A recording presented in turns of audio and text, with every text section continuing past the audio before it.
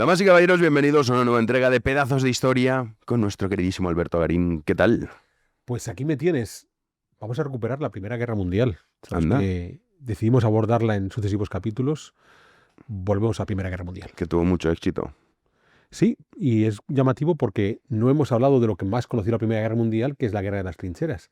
Pues hoy le entramos a la Guerra de las Trincheras. Que te parece que esta es una trinchera. O sea, estás detrás de todos estos. Un bazar. Un Es un señor bazar. detrás de un bazar hablando de Es un historia. señor detrás de un bazar que ha ido acumulando Jano aquí. Perdona, la mayoría son cosas tuyas. Que es Pero la única imposición es la taza de Sócrates. Nada sí, más. y lo demás se los he ido trayendo de tus viajes múltiples, lo cual agradezco notablemente. Hombre, claro, para decorarlo. Eso es. Versailles, Napoleón. Así que yo encantado detrás de mi bazar poder hablar de historia. Pues vamos entonces con ese episodio más conocido, quizá, ¿o no? Sí, es el que todo el mundo asocia, sobre todo las batallas de Verdún y del Somme, que fueron las más salvajes de toda la Primera Guerra Mundial. Porque, en efecto, hemos estado hablando de la Primera Guerra Mundial, pudimos ver los orígenes de esa Primera Guerra Mundial, abriendo mucho el foco desde la propia dinámica de la Revolución Industrial, lo que eso generó a nivel de desarrollo económico de las potencias que se enfrentan, hasta la propia producción industrial vinculada a la guerra, todas las relaciones internacionales de los sistemas de Bismarck, hasta los pactos inmediatamente previos al estallido de la guerra, los protagonistas que van a intervenir en esa guerra, incluso con un programa especial dedicado a los líderes alemanes. Hemos hablado también de la otra parte de la Primera Guerra Mundial, que no fue el frente occidental, lo que ocurre en los Alpes, lo que ocurre en los Balcanes, lo que ocurre en el Cáucaso, lo que ocurre en la frontera entre el Imperio Austrohúngaro y Rusia, pero incluso en África o en Sudamérica. Y hoy quizás es el momento de abordar, ahora que tenemos todos esos puntos resueltos, el momento de abordar el escenario más conocido de la Primera Guerra Mundial, que son las trincheras del frente occidental, con la singularidad de que de partida, en la cabeza de los estrategas alemanes cuando comienza la guerra está muy lejos la idea de que esa guerra se vaya a estancar por 4 largos años en esas trincheras. Porque cuando estalla el conflicto, recordemos inicialmente por el atentado de Sarajevo, en el cual el Imperio Austrohúngaro declara la guerra a Serbia y a partir de ahí se ponen en marcha todas las alianzas, cuando estalla ese conflicto, Alemania ya estaba preparada para la guerra. Estaba preparada para la guerra en varios sentidos. Estaba preparada para la guerra en el hecho de que disponía del que en ese momento era el ejército mejor formado, con mejor capacidad de maniobra, con los soldados más preparados para el combate. Algo muy interesante porque eso lleva a un segundo punto de esa preparación de la guerra, el famoso plan Schlieffen, seguro que he pronunciado mal el alemán, porque ahí ya habían previsto qué podía ocurrir en caso de declararse una guerra en la que Alemania tuviera que hacer frente al mismo tiempo por Occidente a Francia y por Oriente contra Rusia. Pues en ese plan, aprovechando ese ejército bien formado, bien pertrechado, ya sabían cuál era el movimiento a desarrollar, que veremos a continuación. Pero incluso Alemania era consciente no solo de su capacidad militar, sino de la capacidad militar de sus futuros enemigos. Era consciente de que, desde el punto de vista del ejército, era muy superior a Francia. Era consciente de la lentitud en la movilización del Imperio ruso y la ventaja que eso suponía de que se podía acabar antes con el frente occidental. O, por ejemplo, que el Imperio británico en los mares era un señor todopoderoso, pero en tierra no tenía tantos recursos. De modo que, aunque Francia contara con el apoyo de Inglaterra, eso no significaba que los británicos fueran a poner en el frente de batalla de manera inmediata cientos de miles de hombres. Pues bien, con todas esas ideas en mente, cuando arranca la guerra y se pone en marcha ese plan Schlieffen, lo que va a suceder es los alemanes van a mandar la mayor parte de su ejército contra Francia.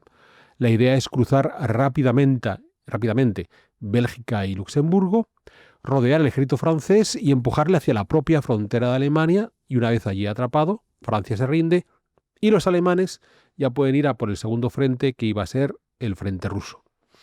Todo este plan, todo este programa es el que el máximo líder del ejército alemán en ese momento, del que ya hemos hablado, Moltke el joven, pone en marcha cuando se inicia ese conflicto. Y lo que va a suceder en ese plan, aquella historia de que los planes siempre salen mal cuando se enfrentan a la realidad. Lo que va a suceder es que la supuesta y rápida cabalgada a través de Bélgica no fue tan rápida como se había previsto, y los belgas pudieron contener en algunos puntos Lieja, Amberes, más de lo que inicialmente los alemanes tenían en mente. Ya comentamos en los frentes olvidados incluso cómo durante toda la Primera Guerra Mundial hay un sector en el noroccidente de Bélgica, en la cercanía de la ciudad de Ypres, que nunca llegó a caer en manos de los alemanes y donde, por ejemplo, pasó toda la guerra el rey de los belgas. Pues bien, el hecho de que esa cabalgada no fuera tan rápida como ellos esperaban en atravesar Bélgica ralentizó un tanto el poder avanzar a continuación a través de Francia, lo que no impidió que los ejércitos alemanes llegaron a estar a unos 60 kilómetros de París, en el Valle del Marne, que es donde se produce el frenón definitivo que paró ese golpe primero que había de terminar con Francia en unas pocas semanas. A partir de ese momento hay un cambio sustancial que hemos de entender. Esa primera batalla del Marne, en donde los franceses, ya apoyados por tropas británicas, paran a los alemanes, va a cambiar por completo la manera de entender la guerra. Porque hasta ese momento las guerras se habían resuelto esencialmente en grandes batallas. En un momento dado, los ejércitos se enfrentaban en un punto determinado y allí llegaba esa gran batalla. Pensemos en la guerra previa entre franceses y alemanes, la guerra franco-prusiana de 1870, donde la gran batalla es Sedan. Los alemanes derrotan a los franceses en Sedan y a partir de ahí todo se viene abajo por el lado francés. Es lo que se esperaba en ese momento, que fueran capaces de poder dar ese golpe definitivo en una batalla única que sacara del combate, sacara del conflicto a los franceses. Pero no ocurrió así. Y ahí va a haber un cambio que, pese a que se produjo, es decir, hay un parón, y un parón que va a llevar a los dos ejércitos a atrincherarse uno frente al otro. Cierto, con la ventaja por parte de los alemanes de que se atrincheran en territorio francés, es decir, que digamos que lo que van a expoliar es el territorio ocupado y no el territorio propio. Entonces eso lo supone cierta ventaja, no están desangrando el territorio propio. Pero en el momento que se atrincheran, lo que va a suceder es que estamos en una guerra industrial. Lo comentaba hace un momento, uno de los grandes cambios que llevan hacia esta Primera Guerra Mundial es la revolución industrial y la capacidad de generar armamento que se va a producir desde el comienzo del conflicto es en una dimensión muy superior a lo que se había conocido hasta entonces. Y eso implica que en el momento que esos ejércitos se atrincheran y a partir de ahí el objetivo es acabar con el otro, por ejemplo, a golpe de artillería pesada, pegándole bombazo tras bombazo tras bombazo, porque podemos construir una artillería muy pesada con unas bombas tremendamente gruesas de gran calibre, el contrario también lo puede hacer. Y por tanto puede contraatacar con el mismo sistema. Y esto es lo que provoca esa guerra de trincheras que, una vez que se produce el parón en esta batalla del Marne al final del verano del 14, va a prolongar la guerra durante más de 4 años hasta el otoño de 1918. Porque los estados mayores de los enemigos enfrentados no entendieron en qué dimensión bélica se estaban moviendo. No entendieron que ya no había una capacidad de un golpe de mano súper eficiente que fuera a acabar con el enemigo y a partir de ahí ya está, se rendía, fin de la batalla. Y no lo entendieron y eso es lo que va a provocar el altísimo nivel de mortandad en los frentes y sobre todo en este frente occidental. Porque es cierto que los otros frentes, da igual que estamos hablando de, por ejemplo, cuando combaten contra Rusia en el Cáucaso, ahí sí que hay batallas que en algún momento mueven la línea de frente en docenas o incluso en cientos de kilómetros. Digamos que fuera del frente occidental, la Primera Guerra Mundial todavía se juega con las reglas que se conocían antes de la Revolución Industrial. En el frente occidental no va a ocurrir de esa manera. Y una vez que ese plan inicial de acabar de un golpe con el ejército francés fracasa, lo que vamos a entrar es en ese extrañísimo año de 1915, en el que el ejército alemán, situado dentro de territorio belga y territorio francés, se atrinchera, es decir, generan una línea de trincheras, de fortines, de refugios, Y enfrente se atrincheran franceses, belgas y británicos. Y a partir de ahí entran en esa dinámica disparatada de querer acabar con el enemigo a base de enviar oleadas y oleadas y oleadas de soldados a asaltar la trinchera que quedaba enfrente. De esto hay un montón de películas que nos narran esas terribles vicisitudes de esos hombres en las trincheras. Es más, la imagen que asociamos siempre a la Primera Guerra Mundial es la guerra de las trincheras, por lo que está sucediendo en esta región fronteriza entre Bélgica y Francia, que es donde se va a atascar, donde van a tener atascados cientos de miles de soldados durante 4 años, y además con esas dinámicas de, insisto, aquella idea que es una cosa que va a marcar mucho a los soldados, prepararse para el asalto a la trinchera enemiga, tocan el silbato, o sea, primero preparación artillera, bombardear al enemigo, porque en principio al bombardearle habremos acabado con el soldado que está en la trinchera enemiga. No, cada vez se construyen mejores refugios, de modo que el bombardeo cada vez hace menos daño físico, psicológico, eso de que te estén martillando con la artillería durante horas y horas tendría que ser terrible. A continuación, preparo a las tropas, salen de la trinchera al sonido del silbato. Curioso porque eso avisaba a los soldados que era momento de salir y a los contrarios que el enemigo les iba a atacar. Tratar de llegar a la trinchera contraria, donde iban a ser masacrados, no podían hacer nada y los pocos que podían regresaban a la trinchera propia. Una vez y otra vez y otra vez. Durante ese año de 1915, las oleadas, tanto desde el lado de franceses y británicos como desde el lado alemán, se van a ir sucediendo a lo largo de los meses en una dinámica completamente disparatada porque no se está consiguiendo ningún avance real. Bien, es el tiempo en el que el ejército francés está dirigido por Joffre, el ejército británico por French, en la parte alemana ya Moltke ha sido cesado y le ha sustituido Falkenhayn, y repiten continuamente durante todo 1915 esa obsesión de que están convencidos de que a base de enviar oleadas de auténtica carne de cañón, o si queréis carne ametralladora, porque mandamos muchísimos hombres, muchos morirán por el camino ametrallados y los que pasen lograrán conquistar la trinchera enemiga y hacer retroceder al enemigo. Esto no funcionó y sin embargo lo siguen haciendo una tras otra, tras otra, tras otra. ¿Qué sucede? Pues que al cabo de un año, cuando comienza 1916, por fin se dan cuenta que a lo mejor hay que cambiar de estrategia y buscar una alternativa. Y se van a montar entonces 2 ofensivas. Muy curioso porque, y esto es interesante, 2 ofensivas que no se producen al mismo tiempo. Primero va la ofensiva alemana, la de Verdún, quizás la batalla más famosa de la Primera Guerra Mundial, y después está la ofensiva que van a hacer franceses y sobre todo británicos, que es la batalla del Somme. Hay muchos textos que explican que el Somme, Verdún se pone en marcha, la batalla de Verdún comienza en febrero de 1916, la batalla del Somme será para el verano de 1916. Hay muchos estudiosos que explican que el Somme se pone en marcha para quitarle presión a Verdún. No. La ofensiva del Somme ya estaba planificándose desde finales de 1915, solo que no se lanzó antes precisamente por la batalla de Verdún, hasta ver qué estaba ocurriendo. Entonces, ¿cuál es el cambio? Que además es un cambio, porque Verdún y el Somme se van a articular de la misma forma.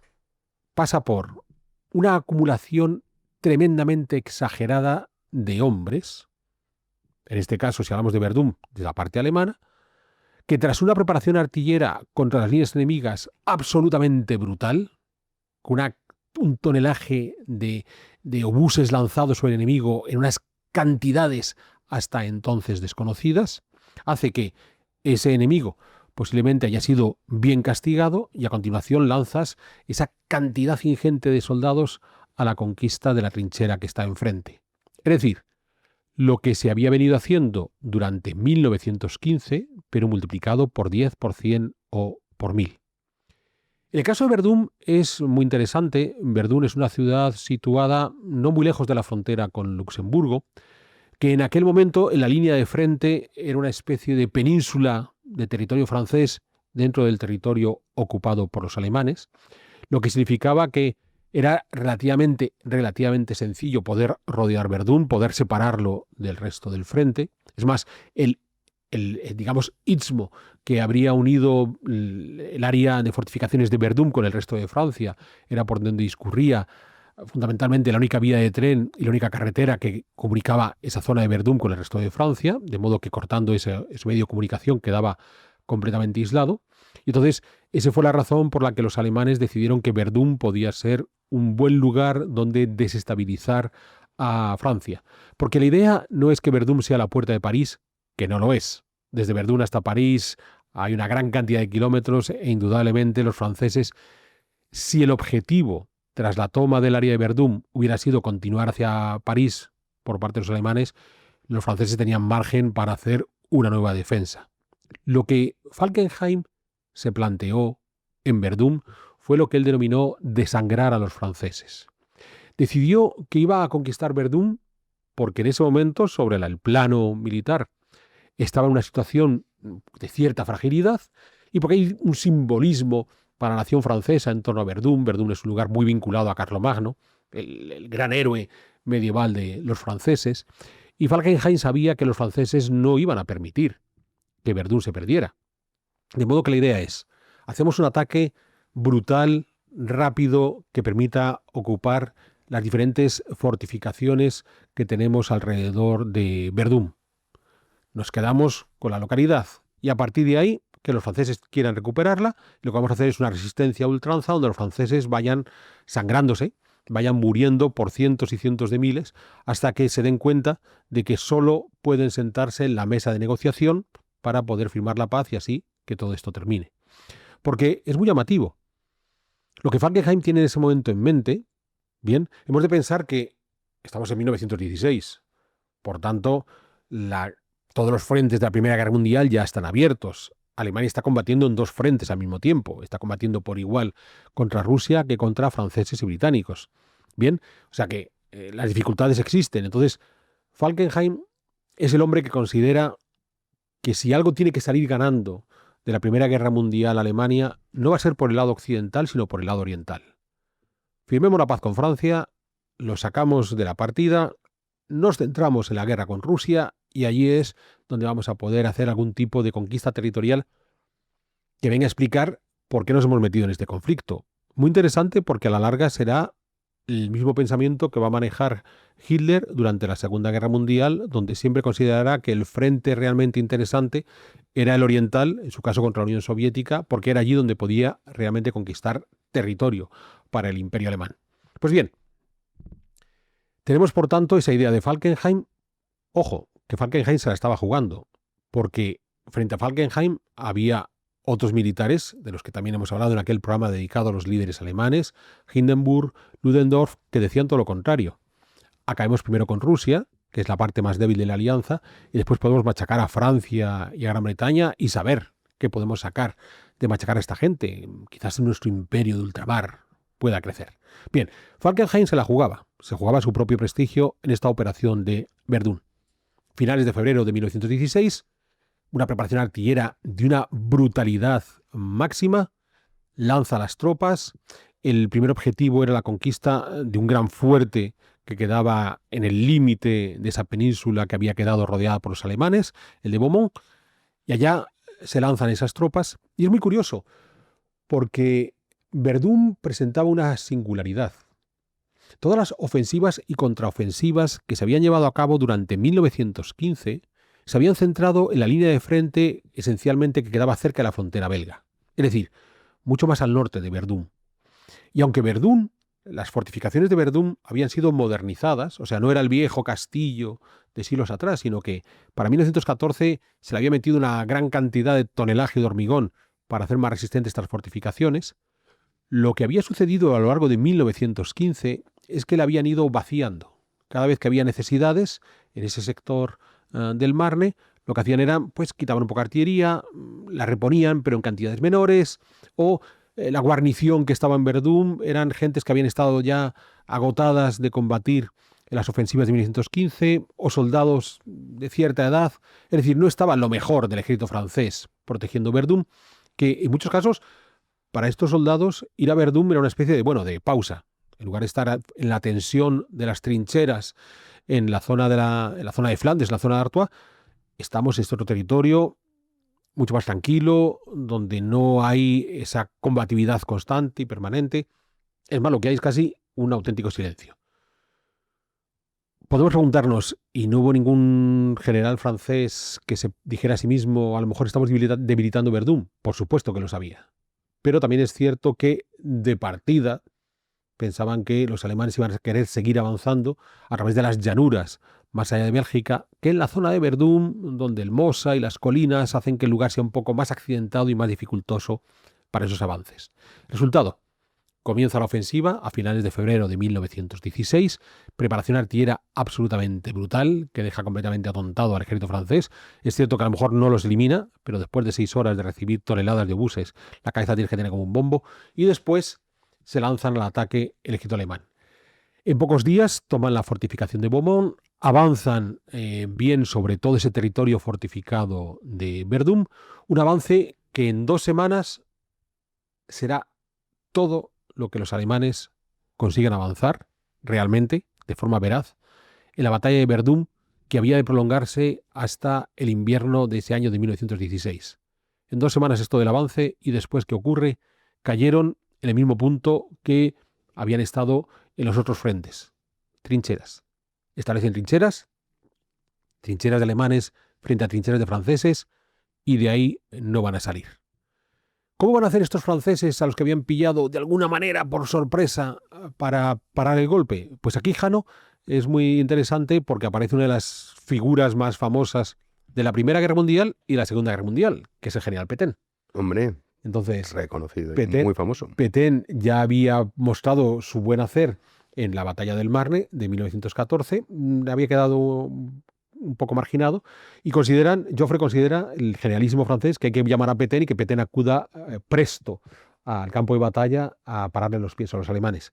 Pero como estamos en Francia, ¿dónde estaba Pétain cuando fueron a buscarle? Es que esta anécdota es muy divertida.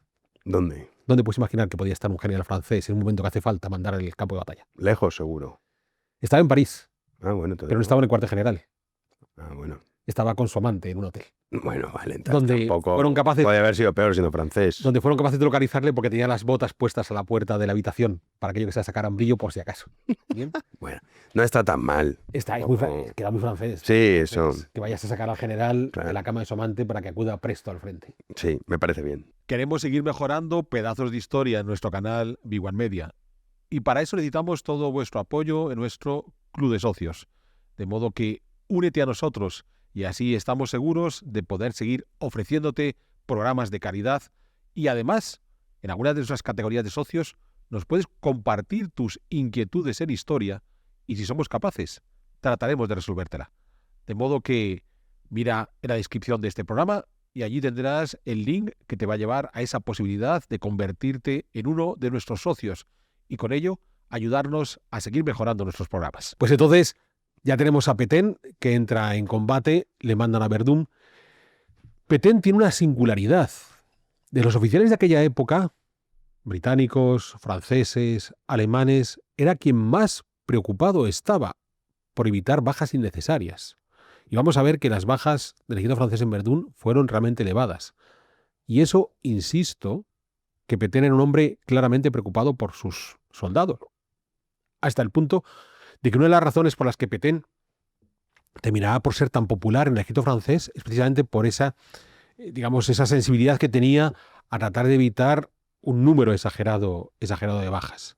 Bien, Pétain llega a Verdún y lo que Pétain plantea en Verdún es con soluciones muy fáciles. Una, no se abandona. O sea, esto es Verdún, esto forma parte de la patria francesa, aquí hay que hacer lo que sea posible para aguantar. Así que hay que aguantar y hay que aguantar todo lo que haga falta mientras logramos concentrar una cantidad importante de ejército que detenga la ofensiva alemana. Así que los que estén ahí se van a sacrificar, pero hay que aguantar el tirón. E insisto, y era Pétain que se preocupaba por las bajas de sus soldados. Mientras hacemos ese primer movimiento de resistencia, hay que articular todo un sistema para aportar soldados que vengan a defender Verdún. Y entonces va a entrar en una mecanización del ejército que ya se había dado en la batalla del Marne en aquel verano de 1914, cuando es famoso que muchos soldados llegaban al frente incluso en taxis de París. O sea, cualquier vehículo que estaba en París en aquel verano del 14 ayudó a los soldados a llegar hasta el campo de batalla y pararle los pies a los alemanes. Pero aquello, digamos, fue una anécdota. lo que Petén hace en Verdún es sistematizar el modelo. Cuando pensamos en la Segunda Guerra Mundial y pensamos que es una guerra donde el transporte mecánico es fundamental, es algo que se consolidó aquí, en Verdún. Claro, pensemos que tras la campaña del verano del 14, como los frentes se habían estabilizado en 1915, pues el movimiento de tropas, el movimiento de intendencia, de recursos, básicamente se hacía con animales, con caballos, con mulas. Bien, lo que hace que en 1915 era preocupante la cantidad de alfalfa que teníamos que llevar al frente para alimentar estos animales. A partir de 1916 la preocupación será el aceite o el cambio de motor, porque Petén da ese salto cualitativo a vamos a aumentar la cantidad de transporte mecánico empleado para desplazar las tropas. Y la idea es que lleguen muchísimos camiones de donde haga falta trayendo soldados para de esa manera estar seguros de poder frenarle los pies a los alemanes. Otra cosa que también Petén incorporará será el uso de la aviación. Ya durante 1915, la aviación, en gran medida como observadores de lo que ocurría en el campo de batalla contrario, y poco a poco los combates en el aire entre los aviadores. Y aquí Jano es muy famoso porque todos conocemos al gran héroe de la aviación alemana, que es el Barón Rojo. Sí, Bien. muchas películas sobre él. Sobre él. ¿Y sabes quién es el gran héroe de la aviación francesa en ese primer momento de la Primera Guerra Mundial? ¿Existe tal cosa? Existe otra cosa y es famosísimo. ¿Así quién? Roland Garros. Ah, bueno, claro. Es verdad. Eso es. Entonces, Bueno, pero eso está, a ver, forzado. muy forzado. Claro, es que cuando uno piensa un héroe Primera, Segunda Guerra Mundial francés, no te viene ninguno a la cabeza, más que luego los que ellos, digamos, Pero es curioso han porque forzado. Roland Garros es el ejemplo del aviador que supo combinar la observación del enemigo con el combate en el aire contra otros aviadores y demás. Entonces, en principio, el primer avión derribado de los alemanes lo derribó Roland Garros. Siempre me he preguntado por qué a un aviador le pusieron un premio de tenis, pero bueno, es Francia, tampoco tenemos por qué darle más vueltas. Bien, entonces, lo que se va... Franceses, Garín. Pues por eso hay que prestar esa atención. Entonces, lo que sí es cierto es que eso que ya se venía haciendo en 1915, en Verdún, con Petén, se va también a sistematizar. O sea, no se puede llevar a cabo movimientos que no estén previamente controlados desde el aire para saber realmente dónde estamos. Y por último, una medida muy interesante que va a aplicar Petén es la llamada Noria, que consistía en él enviaba la división al frente, combatían y cuando ya tenían cierto daño los retiraba, los enviaba a retaguardia a descansar y mandaba una división de refresco. Un daño que podía ser entre un 20 y un 25% de los miembros de la división de baja, que significa muertos o heridos, ¿vale? Claro, uno piensa, ostras, retiraba una división cuando había perdido el 25% de sus efectivos por estar muertos o heridos. Ostras. Pero es que en el Somme, que veremos a continuación, había divisiones que se retiraban cuando habían perdido el 90%, o sea, cuando ya no existía la división. Ya está. Que son las cosas que hacía Craig, que era el generalísimo británico en la batalla del Somme. O sea que, claro, cuando uno compara la acción de Craig con la de Petén, dice normal que los soldados tuvieran cierta admiración por Petén y su empecinamiento por evitar que la cosa fuera más. Y en base a ese sistema es como van a lograr resistir el empuje de los alemanes. Recordemos que la idea de los alemanes de Falkenhayn era ocupar la totalidad de Verdún, convertirlo en una fortificación impenetrable y que los franceses fueran enviando oleadas y oleadas de hombres a morir. Y lo que ha sucedido es que tras ese avance inicial de febrero de 1916, no han logrado ocupar Verdún. Los franceses han logrado enviar más rápidamente de lo previsto los refuerzos que paran la ofensiva alemana, entran en un sistema de trincheras y a partir de ahí vuelven a donde estaban en 1915. Para el verano de 1916, ese Falkenhayn que quería desangrar a Francia se encuentra que está perdiendo tantos hombres en Verdún como los franceses. Es decir, que Alemania se está desangrando al mismo nivel que Francia. Y para venir a agravar la situación de los alemanes, es entonces cuando, si los alemanes, por ese parón de 1915, habían planteado la ofensiva de Verdún, franceses y británicos, sobre todo británicos, para salvarse de ese parón de 1915, habían planteado la ofensiva del Somme. Este sí, por ese sector norte, en la cercanía de la frontera belga. Y allí es donde los británicos van a hacer la misma jugada de los alemanes en Verdún, concentrar una cantidad espectacular de hombres en el frente de batalla. lanzar en ese verano de 1916 una primera preparación artillera absolutamente brutal y a continuación enviar a los soldados a la conquista de las trincheras enemigas. ¿Cuál fue el resultado?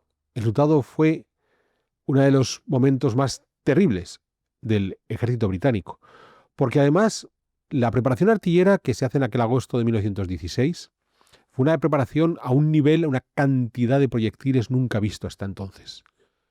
Y los generales, comenzando por Craig, que era el superior de todos ellos, consideró que era suficiente para destruir los fortines de las trincheras alemanas. Es decir, los soldados británicos podrían cruzar la tierra de nadie y ocupar esas trincheras sin prácticamente ninguna baja, porque el enemigo estaría completamente destruido.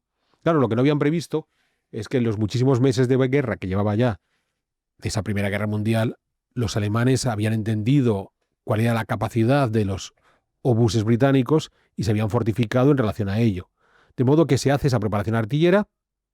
En principio se considera que han logrado acabar con el ejército alemán y envían al paso, que no a la carrera, con mochilas de 32 kilos cada soldado, que no está mal, a cruzar la tierra de nadie para sencillamente instalarse en las trincheras que ya estaban vacías porque habían muerto los soldados alemanes y a partir de ahí lanzarse a recuperar la Francia ocupada, Bélgica y hasta donde pudiera llegar. El primer día de batalla los británicos registraron 57.000 bajas, 57.000, de los cuales casi 20.000 fueron muertos. Nunca en la historia del ejército británico tuvieron tantas bajas en un solo día. Y lo peor del caso está en que las comunicaciones no eran muy fluidas, con lo cual ni siquiera el Estado Mayor de los británicos fue consciente de la sangría que estaban sufriendo en esa primera batalla, en ese primer día de batalla. Y siguieron mandando oleadas y oleadas y oleadas de hombres. Hasta que al cabo de una semana, 10 días, ya fueron conscientes de la burrada que estaban cometiendo y a partir de ahí la batalla del Somme se prolongará en diferentes ofensivas a lo largo de los siguientes meses, tratando ahora sí de hacerlo de la manera correcta, hasta que descubrieron que en realidad tampoco lo iban a conseguir.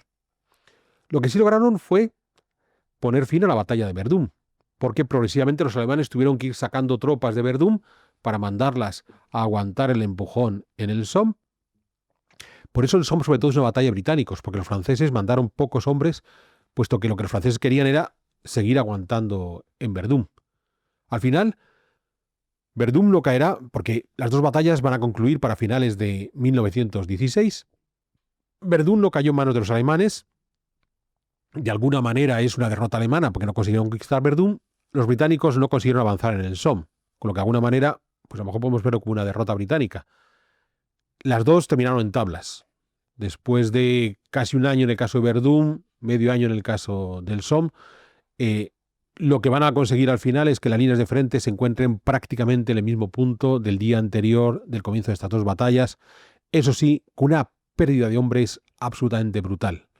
Entre franceses y alemanes en Verdún hubo 700.000 bajas, entre franceses, británicos y alemanes en el Somme hubo casi 1 millón de bajas. Claro, como decía antes, se había entrado en una dinámica bélica que sobrepasaba la forma de actuar que tenían los estados mayores de ese tiempo, que seguían considerando que la solución era la batalla definitiva que iba a acabar con el enemigo. No, estamos en una guerra industrial donde si yo fabrico obuses de gran calibraje, el enemigo también. Si yo puedo fabricar una cantidad de hormigón brutal para reforzar mis fortines, el enemigo también. Si yo tengo una aviación que observa al enemigo porque tengo muchos aviones, el enemigo también. Y si los aviones de observación son derribados por cazas, el enemigo también lo tiene.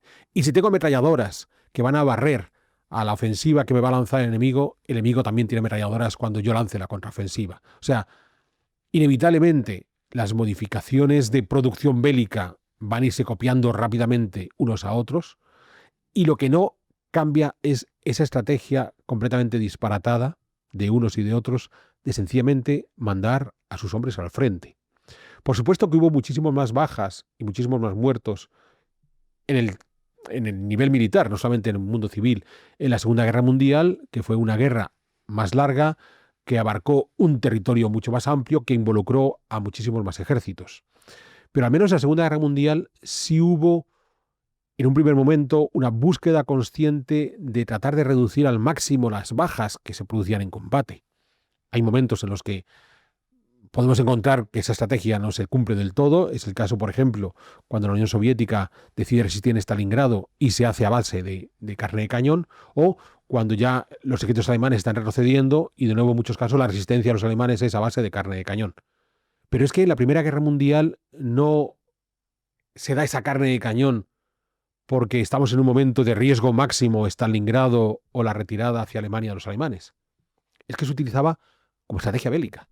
Es que los generales del Estado Mayor miraban los planos, miraban los mapas, miraban las líneas de frente, planteaban las ofensivas y decían, bueno, pues aquí espero que no pierda más de un 25 o un 30% de los soldados. O sea, voy a mandar aquí 20.000 tíos, entonces se me van a morir 5.000 o van a quedar gravemente heridos 5.000. Y lo utilizaron como estrategia de combate. Entonces, es una de esas grandes brutalidades que marcaron la Primera Guerra Mundial. Como además se añade el hecho de que en la configuración de las divisiones, por lo general, solían acudir juntos los que venían de un mismo lugar, de una misma aldea, de un mismo pueblo, de una misma ciudad.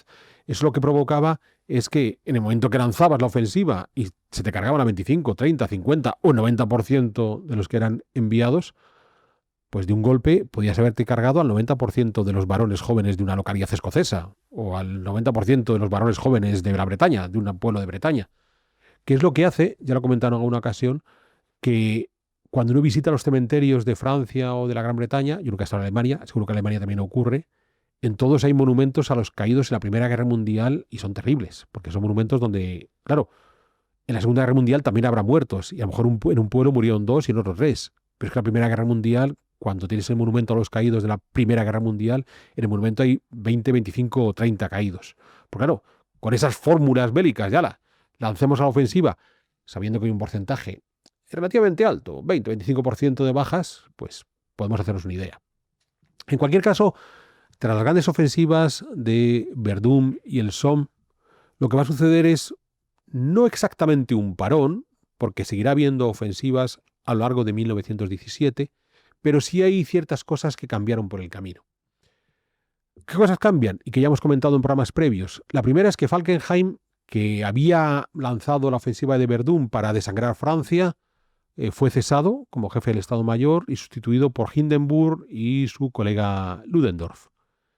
Porque además, Falkenhayn no solamente fracasó en Verdún, sino que por el camino los rusos habían reorganizado su ejército y habían lanzado la famosa ofensiva Brusilov de aquel verano de 1916, que al final terminó por ser contenida, pero que demostró que el oso ruso todavía estaba preparado para ir al combate.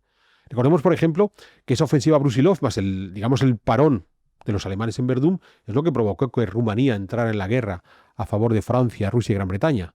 Mala jugada. En 2 semanas los alemanes terminarían por conquistar Rumanía. Pero, en cualquier caso, la salida de Falkenhayn y la llegada como generalísimos del ejército alemán de Hindenburg y de Ludendorff cambió por completo la estrategia de organizar gigantescas ofensivas, y lo que se va a hacer, digamos, se conoce como línea Hindenburg, porque el Hindenburg era el jefe del Estado Mayor, aunque en aquel momento creo que se llamaba línea de fortificación Sigfrido o algo así. Luego lo de Sigfrido después lo utilizarían también en la Segunda Guerra Mundial.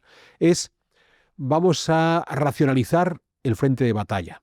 Entonces, por detrás de la línea de trincheras que había quedado establecida en el verano de 1914, una línea de trincheras que prácticamente no había variado en 1915 ni con las batallas de Verdún ni del Somme, lo que Hindenburg ordena es construir una nueva línea de trincheras, más racional, evitando estas penínsulas, estos entrantes, estos salientes, que no ayudaban a la defensa de la línea de trincheras, y en un momento dado, en el momento en que vaya habiendo sucesivas ofensivas de los aliados, que los alemanes retrocedan hacia esa nueva línea de trincheras, hacia la línea Hindenburg, no porque quieran retroceder, no porque quieran, ser derrotados, sino para racionalizar ese campo de batalla, y en algunos casos incluso, entre comillas, engañar al enemigo que piensa que está avanzando y en realidad lo que es que va a caminar hasta el siguiente tope, que es esa línea Hindenburg.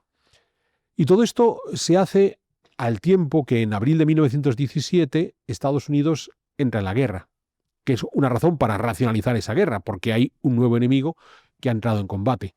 Pensemos que Estados Unidos entra en la guerra porque precisamente tras las las batallas de Verdún y del Somme, se consideró que era necesario reactivar la guerra submarina contra los buques mercantes que abastecían Gran Bretaña desde Estados Unidos y que a la larga era lo que había permitido a los británicos crear ese gran ejército que había combatido en el Somme. Bien. ¿Cómo evitar que los británicos puedan rearmarse? Pues a golpe de cortar el suministro que viene de Estados Unidos. Enviamos los submarinos, hunde los mercantes estadounidenses y esto al final provoca que Estados Unidos entra en la guerra. 1917. Tenemos Estados Unidos en la guerra, hay que racionalizar el frente de batalla, línea Hindenburg. Hay que reorganizar absolutamente todo. Porque además, otra curiosidad de la batalla de Verdún y del Somme es que en esas dos batallas larguísimas, el ejército alemán se quedó sin todo su ejército profesional de preguerra. Aquel poderosísimo ejército, el más eficiente, el mejor preparado que había en el mundo en el verano de 1914 y que comenzó el combate, desapareció por completo cuando llegamos a las batallas de Verdún o del Somme. Directamente o se habían muerto o eran baja por sus grandes heridas. Y ahí es donde ya se han quedado sin esa posibilidad de hacer frente con un ejército eficiente, hay que racionalizarlo. Y esa racionalización se hace en esa línea Hindenburg. Ya digo, estamos en ese 1917, un año en el que de nuevo podíamos citar unas cuantas ofensivas y contraofensivas que no terminaron de ser del todo definitivas. Y llegamos a 1918, cuando por fin los alemanes consideran que han tratado de racionalizar la guerra en ese frente occidental, han conseguido sacar a Rusia de la guerra, favoreciendo la revolución bolchevique liderada por Lenin en octubre de 1917. Ya tenemos un frente menos en el que combatir. Todas esas divisiones que estaban en Rusia pueden ir hacia el frente occidental, donde hemos estado de nuevo en una fase de estancamiento, más allá de ofensivas y contraofensivas. Y ahora sí, es cuando podemos lanzar la gran campaña de primavera de 1918, donde los alemanes, con ese refuerzo de todo lo que han traído del frente ruso, consideran que ahora sí van a poder lograr torcer el brazo a estos aliados donde ya estaban británicos, franceses, estadounidenses. La gran ofensiva de primavera parecía una repetición de aquella ofensiva de verano del 14, cuando fueron capaces de avanzar hasta las cercanías de París, llegando hasta el Valle del Marne y así. Y parecía una repetición tal de la ofensiva de verano de 1914 que terminó exactamente igual. A pesar del derroche de medios y de hombres y del avance interesante que se hizo de nuevo acercándose a París, franceses, británicos y ya con los estadounidenses lograron frenar la gran ofensiva de primavera de los alemanes, que a la larga había sido la jugada última que los alemanes se propusieron, porque por el camino no solamente ya estaban curtidos los ejércitos franceses y británicos, sino que además los estadounidenses habían puesto todo su potencial industrial al servicio de la guerra. Un poco lo que va a suceder en la Segunda Guerra Mundial. No importa que Estados Unidos entrara en la guerra tras el ataque de Pearl Harbor en diciembre de 1941, hubo que esperar hasta un par de años que toda la industria estadounidense se hubiera puesto en marcha para querer acabar con la Segunda Guerra Mundial para que esto funcionase. Lo mismo va a suceder en esta Primera Guerra Mundial. Y entonces, a partir del verano de 1918, se lanza la llamada Campaña de los 100 días. Es muy curioso porque para ese momento, quien en principio había tenido la máxima responsabilidad del ejército francés había sido Pétain durante 1917, tras su éxito en Verdún, pero Pétain era considerado muy conservador, recordemos aquella obsesión por evitar un número excesivo de bajas, de modo que para la última gran ofensiva se decidió que era necesario cambiar de óptica y se puso un nuevo general por el lado francés, Foch, mientras seguía Craig por los británicos. Enfrente seguían estando Hindenburg y Ludendorff. Y Foch no, Foch al contrario de Pétain dijo, adelante. Y es muy llamativo porque, sin embargo, a Pétain se le encargó, y esto seguro que Jano es algo no tan conocido, mientras se lanzaba la ofensiva de los 100 días, que lo que pretendía era empujar a los franceses fuera de Alemania y de Bélgica, a Pétain se le encargó un plan muy interesante que es, bueno, y una vez que hayamos sacado a los alemanes de Francia, vamos a conquistar Alemania. O sea, señor Pétain, general Pétain, que ya mariscal, organice usted cuál va a ser la ofensiva que vamos a hacer dentro de Alemania para ir hasta Berlín. Y entonces Pétain se puso a redactar qué es lo que iban a hacer.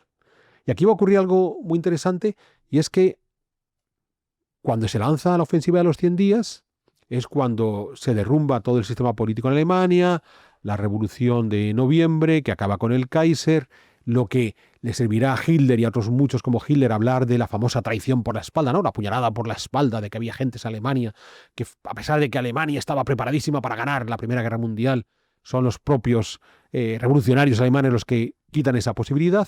Bien, el nuevo gobierno socialdemócrata plantea el armisticio se firma ese 11 de noviembre de 1918, y entonces la ultimísima ofensiva, que es la que había planteado Pétain, o que Pétain quería plantear para conquistar Alemania hasta Berlín, pues no se llevó a cabo. Y es muy curioso porque si lo pensamos, será lo que cambie la Segunda Guerra Mundial. Si te das cuenta, Jano, en la Segunda Guerra Mundial lo que decidieron es que hasta que no conquistemos el último barrio de Berlín, esta vez no nos paramos. O sea, pensemos que los alemanes, hay un momento en el que Hitler no se niega a rendirse, pero ya hay unos cuantos generales alemanes que van planteando la posibilidad, oye, y si negociamos con los aliados, nos enfrentamos a los soviéticos, y dicen, no. O sea, si volvemos a repetir lo que hicimos en la Primera Guerra Mundial, que es que les dejamos, porque no, la Primera Guerra Mundial termina sin que los ejércitos invadan Alemania. O sea, porque la línea de frente cuando se firma el armisticio sigue estando en Francia. Entonces, claro, eso es lo que permite a tipos como Hitler decir, no, si nosotros somos todopoderosos, a nosotros nadie nos había ocupado, nadie nos había invadido, o sea que podíamos haber seguido y seguro que nos habíamos derrotado. Bien, ese plan que tenía Pétain en la cabeza. Pues no se hizo así. Se decidió aceptar ese armisticio del 11 de noviembre y a partir de ese momento, pues... Luego todo lo que vino. Todo lo que vino. Y ahí es donde va a concluir la batalla. Como tuvimos ocasión de ver, no fueron los últimos que se rindieron, porque los últimos alemanes que se rindieron eran los que estaban en Tanganica. De esto ya lo hablamos en los frentes olvidados. Pero en cualquier caso, aquí, como ves, Jano, hemos hecho este rápido repaso por el frente occidental, que fue el que terminó desembocando en el final de la guerra. Porque lo que hemos visto es que en todos los otros frentes, en una situación muy rara, Rusia se va al carajo por la Revolución Francesa, los austriacos en los Balcanes o en Italia es un paso adelante y un paso atrás. Revolución rusa. Los turcos... Sí, la Revolución Rusa, perdón, la Revolución Rusa. La Revolución Francesa fue la humanidad. Sí. Digo que los turcos que se avanzan, que se no avanzan en las luchas contra los árabes y demás, o sea, en todas partes se había estancado en la Primera Guerra Mundial y esto se desatasca en el momento en que consiguen derrotar a los alemanes en el frente occidental. Obviamente, hay muchísima bibliografía, muchísima documentación sobre las grandes batallas de Verdún y del Somme. Yo he hecho un rapidísimo repaso, pero bueno, queríamos ir cerrando este capítulo de la Primera Guerra Mundial, al que solamente nos falta dar un colofón, que será cuando firmaron las diferentes paces y la que montaron con las diferentes paces. Eso es, que luego de ahí, pues también fue otro de los argumentos utilizados en la Segunda Guerra Mundial. Que además ahí hay un montón de gentes que cuando se firme la paz digan, pues esto es un armisticio para 20 años. O sea, en 20 años la volvemos a montar. Quizás el más famoso es Keynes, el economista. En eso hay que reconocer que... Keynes lo publicó en las consecuencias económicas de la paz, dijo, en 20 años volvemos a pelearnos, ya está. Y no se equivocó. No se equivocó, en otras cosas sí, pero en eso es verdad que sí, es la cosa que tiene Keynes. Sí. Que cuando acierta lo grande y cuando se equivoca lo grande. Así es. Vamos ya a cerrar, pero hay que hacer la cuña de Freedom Collection. Hay que hacer la cuña de Freedom Collection. Recuerden que tenemos una serie de productos que pueden resultarles interesantes, desde tazas como la que nos acompañan en nuestros programas, camisetas, sudaderas, para un público menos formal que pueda ser yo, menos serio que pueda ser yo. Gentes jóvenes y frívolas como Jano, indudablemente van a disfrutar. Habrá quien me esté escuchando y me diga, pues yo tengo más años que Alberto y me gusta lo que está ofreciendo Jano. Y yo diré, en efecto. Hombre, ya hay tazas molonas. Porque tienen ese espíritu juvenil que tiene Jano, aunque tenga 60 años. Y ya es que tú es verdad que espíritu juvenil no. No. No, tienes otras virtudes. Pero no esa. Esa no. Esa no. Entonces, Freedom Collection. Aprovechen ustedes las ofertas que vamos presentando en nuestra página web. E insisto, al final y para todos los gustos, porque hasta para mí hemos encontrado alguna taza que me puede resultar satisfactoria. Eso es. Sí, al final es eso. Muy transversal. No del todo, pero seguimos intentándolo. Seguimos trabajando en ello. Oye, pues muy interesante, Alberto. La verdad es que la Primera Guerra Mundial es muy desconocida porque la Segunda Guerra Mundial, pues claro. Pero la Primera Guerra Mundial tiene mucha más importancia de lo que parece en la historia. Sí. O sea, las consecuencias de la Primera Guerra Mundial, de las que ya hemos hablado en un programa previo, cuando veamos las paces firmadas, nos daremos cuenta de cuántos problemas hemos tenido hasta hoy por cómo lo mal que se resolvió la Primera Guerra Mundial. Hasta hoy, Hasta es hoy. verdad, es verdad. Hasta hoy. Pues nada, quedo impaciente para que me vuelvas a invitar a comentarlo. Muy bien, pues yo además de hablar de Freedom Collection, interesantísimos productos que podemos ofrecer desde Big One, recordarles, aprovechando que estamos ya cerca de nuestras vacaciones navideñas, que mi libro del Renacimiento, pues un regalo exquisito, este sí, para los amantes de la erudición, el buen saber y la historia en general. Y como siempre, en cualquier caso, recordarles que la mejor forma de apoyarnos para que podamos seguir adelante con Big One es que se hagan miembros de nuestro club de socios, que es la mejor garantía de que podamos seguir siendo independientes en la producción de nuestros programas. Y no me queda más que emplazarles a una futura edición de Pedazos de Historia.